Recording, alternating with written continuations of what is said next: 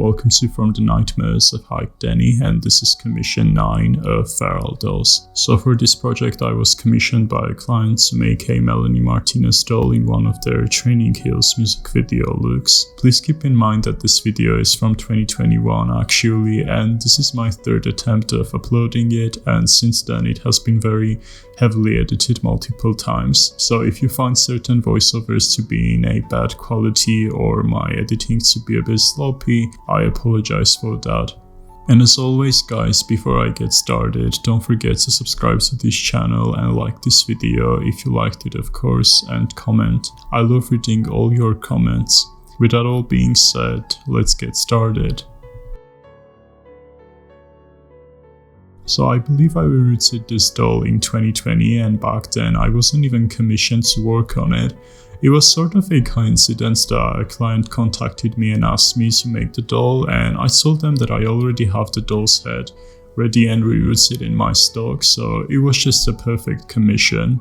And I think I used nylon hair for her. I bought it from Retro Dolls UK, and it wasn't quite enough to also reroute the bangs, so I cut out some of it and I used that for her bangs as well. But anyhow, I boil washed her bangs to put them down. Then I also tied them with thread and used my hair dryer. Then I tied them through 3 more times and I used my hair straightener's heat from the outer surface. Then I removed the ties using my seam ripper. This entire process definitely took a while, but it just looks so effortless on YouTube. I combed the bangs and I used my fabric scissors to cut them. I started cutting from the bottom with really small sections.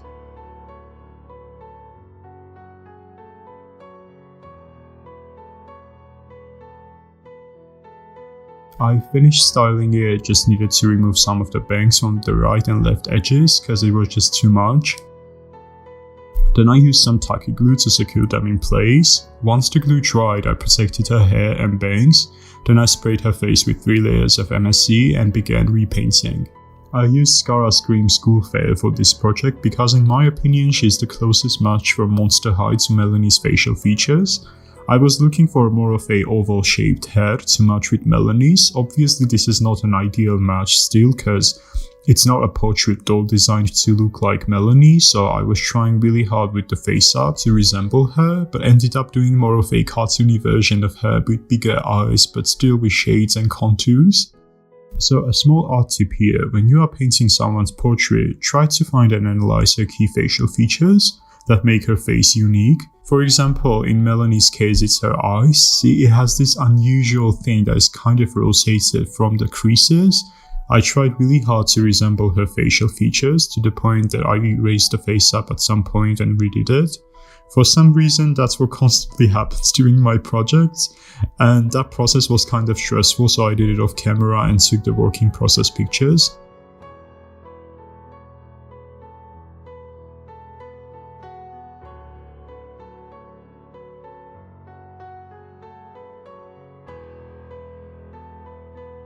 Then I began painting the texture on her lips, then I blushed her eyebrows,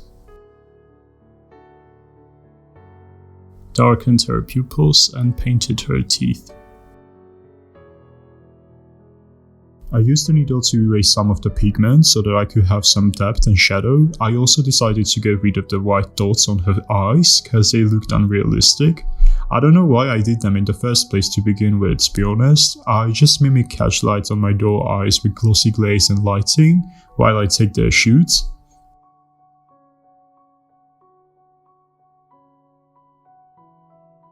Once I finished her face up, I removed all her hair protection and added glossy varnish off camera. I know that she doesn't look exactly like Melanie, but I was still very happy with the end result and this exact expression that I was able to achieve. I sanded her body, sealed it with 3 layers of MSC, and then I blushed it to give it more of a human skin tone. And then it was time to paint her tattoos. So I'm mostly going to paint the tattoos from the Crybaby era. These were the reference photos that I used to help me with the placement, and I took them from the Melanie Martinez's fandom website. I will link those sources in the description.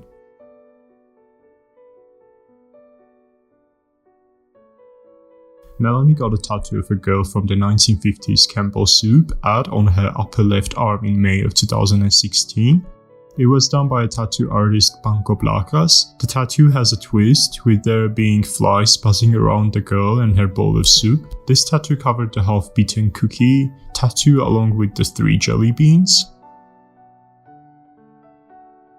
Melanie got a tattoo of a block of a cheese with a heart on her upper right arm in February of 2015. It was done by a tattoo artist Josh Barge. Melanie got a tattoo of a pink gumball machine on the center of her chest in January of 2016. It was done by Lauren Windsor. In an interview with Fuzz, before she had gotten the tattoo, she said, "I wanted to get a gumball machine. I'm still debating where. I think it's cool, and I didn't think it was cool for a long time, but I really want to get a tattoo here," pointing to her abdomen.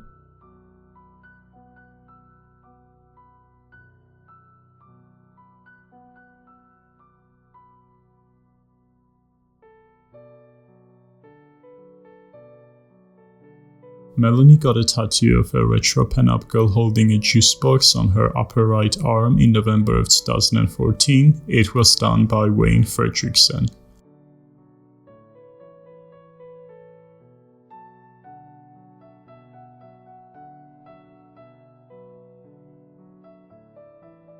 Melanie got a tattoo of a pink birthday cake on her upper right arm in March of 2015. It was done by a tattoo artist Marie Senna. The design was inspired by Chloe Terzini, a former friend of Melanie who created the storybook artwork for her debut album Crybaby. Melanie got a tattoo of a red heart-shaped lollipop on her right forearm in November of 2014. It was done by a tattoo artist Wayne Fredrickson.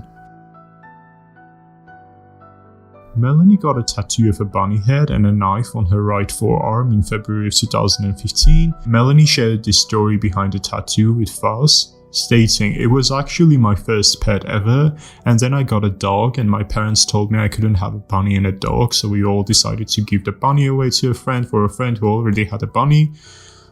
So we thought we have a friend, that's amazing, that's awesome, so they left my bunny and their bunny in the backyard unattended for like 4 hours. They ended up finding their bunny in their neighbor's backyard and my bunny's head was in their yard. The bunny in the story is Winnie." Okay. Melanie got a tattoo of an old-fashioned alarm clock on her right forearm in May of 2016. It was done by Banco Blacas. The tattoo is inspired by Mark Ryden's 2000s painting, The Butcher Bunny.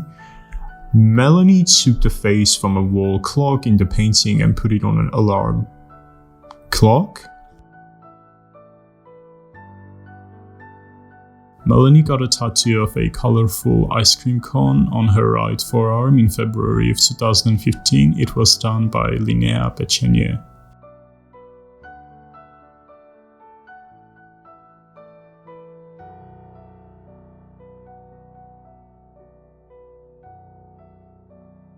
Melanie got a tattoo of a carousel horse on her left forearm in July of 2014.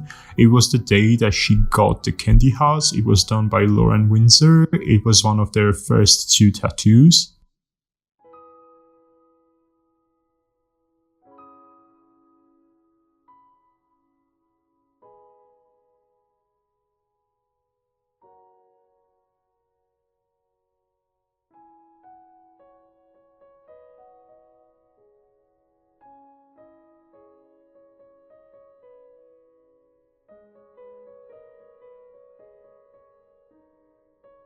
Melanie got a tattoo of a Kewpie doll in a bunny suit carrying a melting ice cream cone on her left forearm in June of 2015.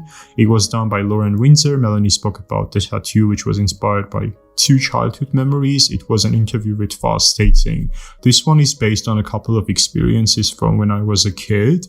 My first word was mine. It happened when I was in my walker at my driveway and my dad snatched an ice cream out of my hand and I just screamed mine. Like, give me my ice cream." Why had you take an ice cream? And then there is a picture of me outside dressed as a bunny, so I just did a little Kewpie baby dressed in a bunny holding an ice cream that's melting, just to mix the two experiences.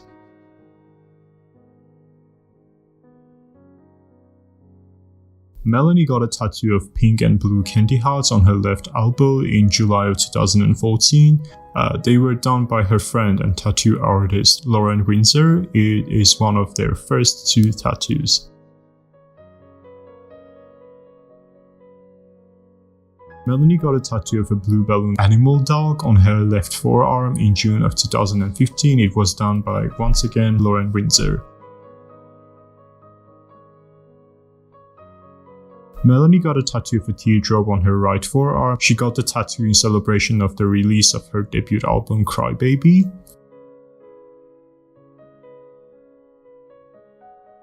Melanie got a tattoo of a Crybaby blue teddy bear on her upper left arm in August of 2016. Now, I did enjoy painting them, but I immediately ran out of white and black Faber-Castell pencils, and when I tried to outline them with a black Derwent pencil, I was so shocked to discover that it just doesn't perform as good as it does on vinyl doll heads. Also, in case you didn't know, some of her plushie tattoos are actually inspired by Rushton toys. Those are hand-painted rubber dolls and rubber-faced animals. I believe they were created from the 1950s until the 1960s.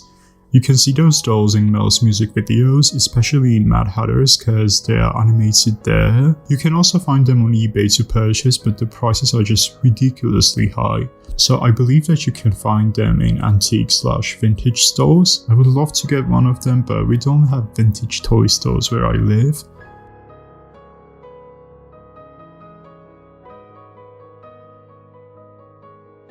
Melanie got two tattoos of couples on each of their thighs in December of 2015, although they weren't finished until in April of 2016.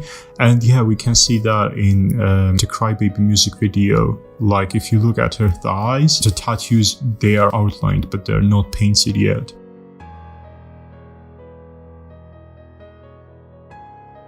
And while I'm painting, I kind of wanted to take this time and talk a bit about Melanie Martinez's new Portals album.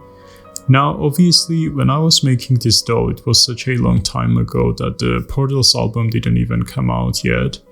And I feel like I always wanted something very special from Melanie as an artist. I just knew that she can deliver that, but I didn't really know what is that I wanted until the Portals album came out. And let me tell you, this new era is definitely my favorite one out of all the Melanie Martinez eras. I really loved most of the songs, and they definitely helped me go through a really tough time period in 2023. Powder and Womb being my absolute favorite songs from the album. And I feel like we as the audience, we could definitely see how much Melanie grew as an artist in this new era.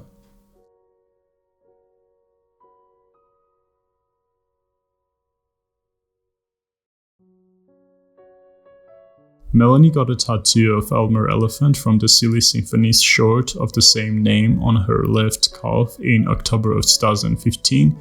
It was done by Sean Lindauer. It goes along with her Tilly Tiger tattoo. And to continue the Portals subject, I think, of course, everyone has the right to like and dislike something, but it was just so insane to me that so many people unfollowed Melanie because they didn't really like the change, which is okay, but I feel like the songs, they still sounded very similar to her previous songs. It's just that they are a bit more, I guess, more grungy and metal-y in a way, but I feel like a lot of people were just kind of scared from the alien fairy character, which I can understand that, but for me personally, I do really like it, and I would really like to make it into a doll, but I don't know, I feel like at this point so many doll customizers already made it, so I don't really see the point, especially with the amount of projects I've already planned for this upcoming year. But yeah, let me know in the comment section if you would want me to make that.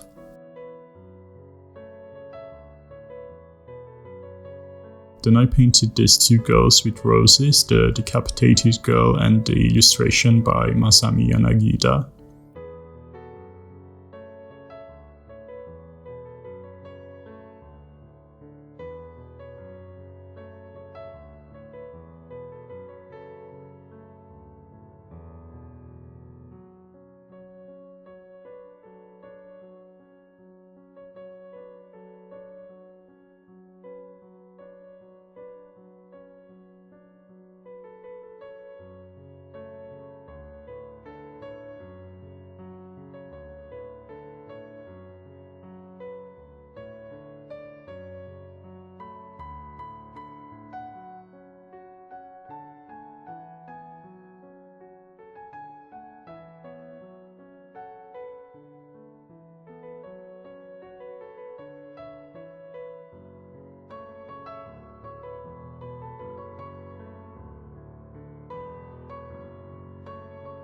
Melanie got a tattoo of Madeleine. Actually, I don't think that's how you have to call her in English. I think it's Madeline. Melanie got a tattoo of Madeline from media franchise of the same name, as well as a quote from the series on her left half in January of 2016. It was done by Nat G. The quote reads, "We love our bread, we love our butter, but most of all, we love each other."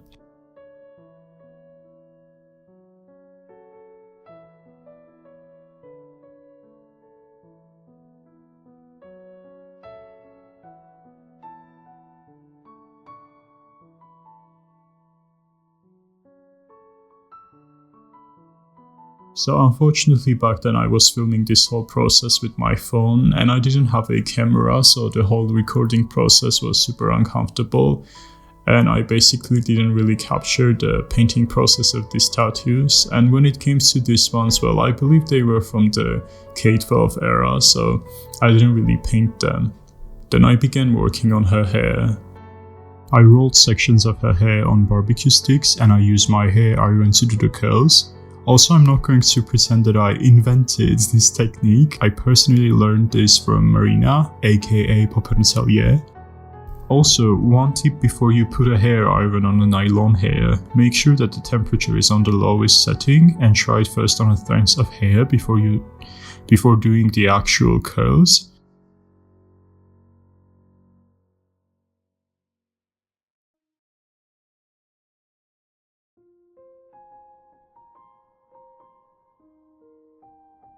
So once I finished her hairstyling, I reconnected her head with her body, and now please enjoy this tattoo tour.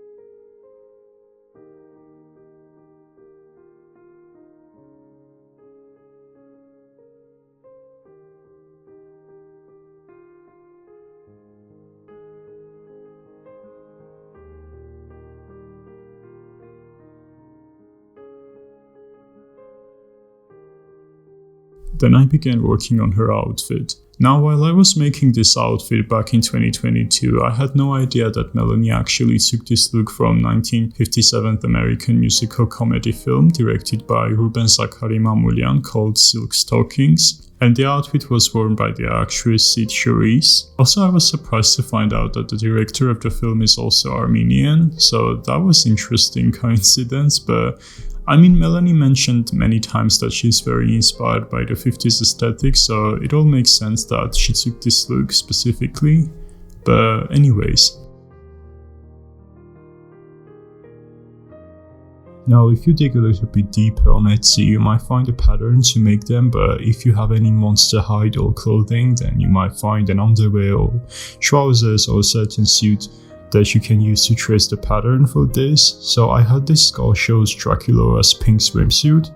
So I used that to trace the pattern, and here is the pattern with the measurements that you can take a screenshot, and I used satin fabric to trace the patterns on. Then I cut out all these pieces.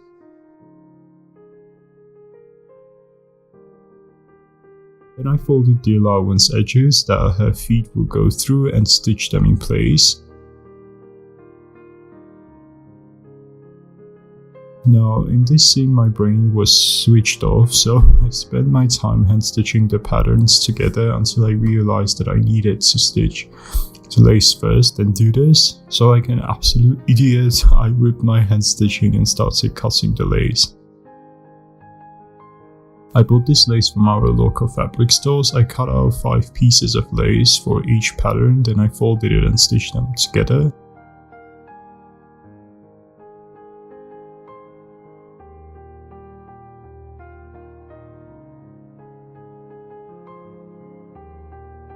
I used tiny bit of super glue to glue them to the fabric patterns to keep them in place.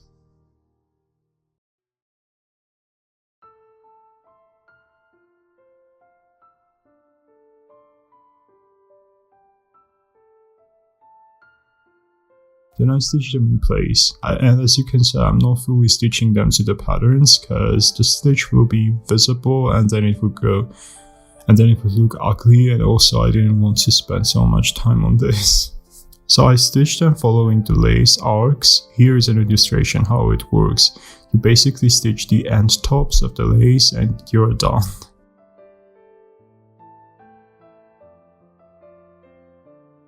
For the lining fabric I'm going to use the silk that I bought mainly for her top.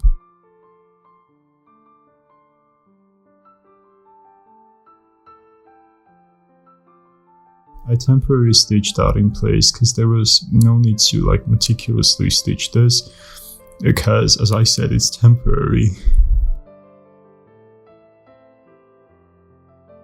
Then I cut out all the excess lace and stitched these pieces in place.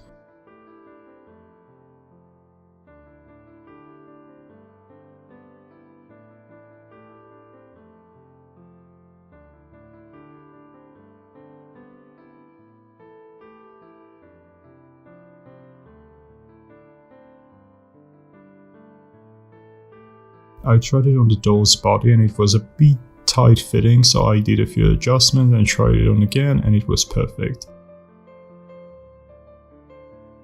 Then I cut out all the excess fabric from the top because her belly was supposed to be open in this look. Now, one of my subscribers was kind enough to recommend me to buy snap closures from AliExpress, so I went to ebay.co.uk. For some reason, it's a British eBay, but the packaging was shipped from China, so it's kind of still AliExpress, and I found these tiny snap closures, and my god, those are great. I was so worried that they might break very easily, but they're actually very nice quality. So for such a tiny scale like Monster High, they are just ideal, and I'm no longer using any disgusting Velcro.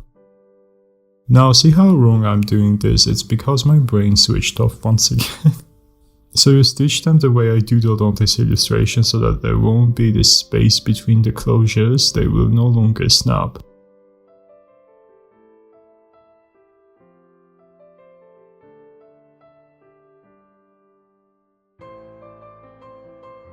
Once I finished making the bloomers, I began making the bustier. Now, for some reason, there are not that many quality photos of this look. Most of them were kind of blurry and shot from very weird angles, so I wasn't really able to see how the actual top that she wears looks like from up close. So I decided to check more modern looking bustiers that seem familiar, so I came up with this pattern.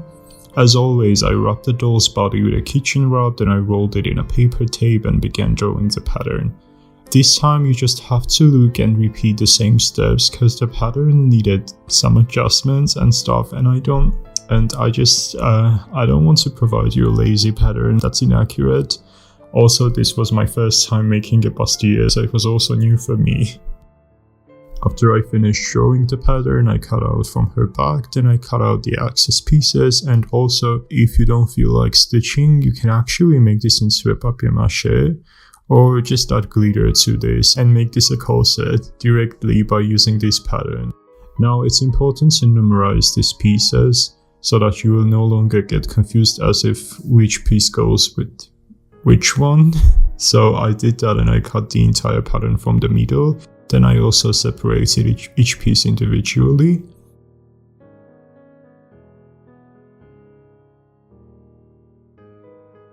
Then I sticked all these pieces on paper and traced them, and then I removed them, and now after all this work we have a pattern.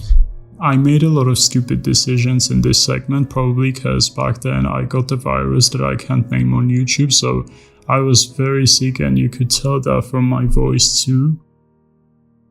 Now initially I used cotton as a lining fabric, and back then I had no idea what a freight shake is, and I also burned the fabric edges. And of course with cotton that method couldn't work because it burns just like paper, so all these pieces were fraying while I was trying to attach them together. So off camera I switched cotton with satin fabric and I redid these pieces all over again. And I used some super glue to fold the seam allowances for some reason. I also traced the bra pieces. Then I also stitched these bra pieces together. And then I stitched them with the bustier.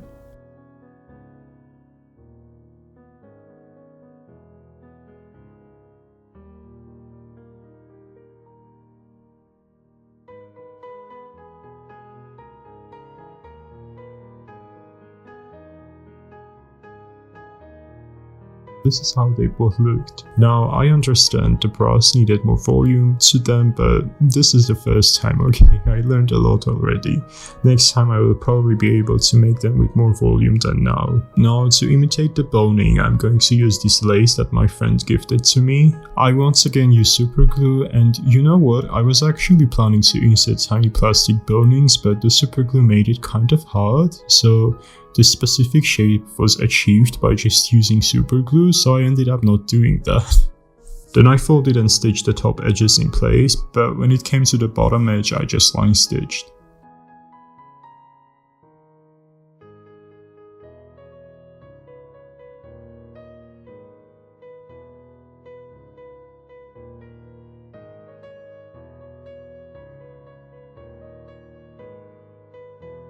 I added these gorgeous snaps, and as you can notice, I'm stitching them specifically on lining fabric so that the seams won't be seen from the other side.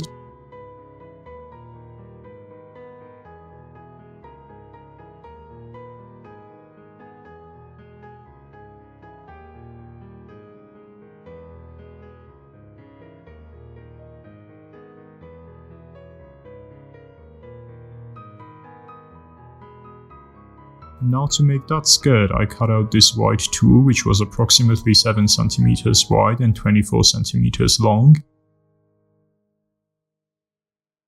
And I also came up with this shape. See, this skirt has this sort of triangles, as if you see it from up, it will look like a star with 6 triangle points. So I used this pattern and I cut out accordingly to it and left allowance. And now I'm going to unfold it, and now we have triangles. Sorry, I don't even know what to call this in my language. Don't expect me to know the word in English. It's basically every stereotypical fence from every cartoon ever. I stitched these layers together, and at first I was planning to do the skirt in 2 layers, but it looked way too lightweight, so I added the 3rd layer, which was not exactly white but more milk shade. And for the ruffles I cut out the lace approximately 1 meter long and 10 centimeters wide. Now I'm not really able to cut lace that's perfect and without any crooked lines or anything, so I came up with yet another stupid hack. I basically cut this piece of paper, then I rolled the lace over it and cut out following the red lines. Then I installed my sewing machine and began doing the basting stitch.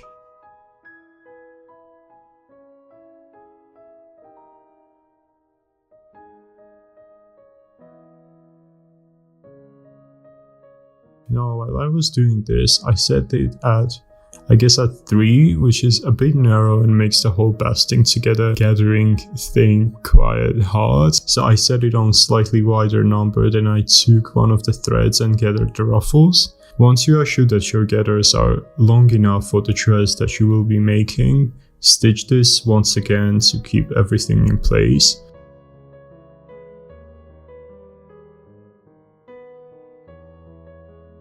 At this point I also added the third layer, just needed to cut the excess pieces. Then I stitched those ruffles in place.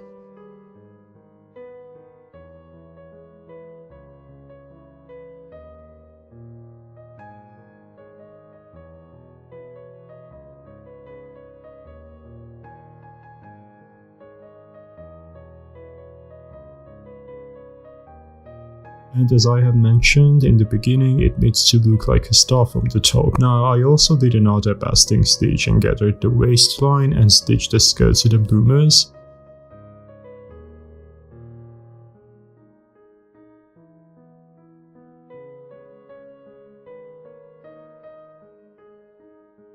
Also, she has slight pink ribbon on her waist, so I bought this from our local stores.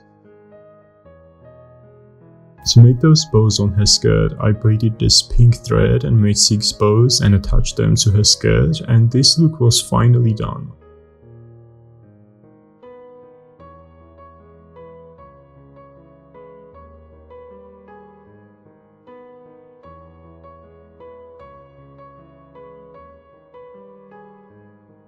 Also, while I was making the outfit, I already shipped the doll, and my client commissioned me to make her outfit after they received the doll, and obviously I couldn't dress her up and take her shoot, so I do apologize for the doll nudity in the final photos.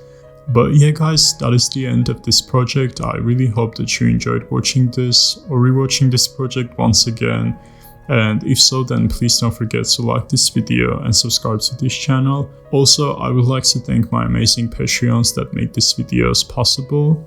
Huge thanks to Smugish, Cordula Siegel, Awkward Burp, Purple Pixie, Flying Bacheloress, Angela Reed, SK, Anna Drastova, Shannon McClintock, Artford Tori, Linda Kay, Stephanie Good, Robin Wenderbush, and Josephine Falk. And once again, thank you all so much for watching, and now enjoy the end result photos, and I will see you in the next video. Bye.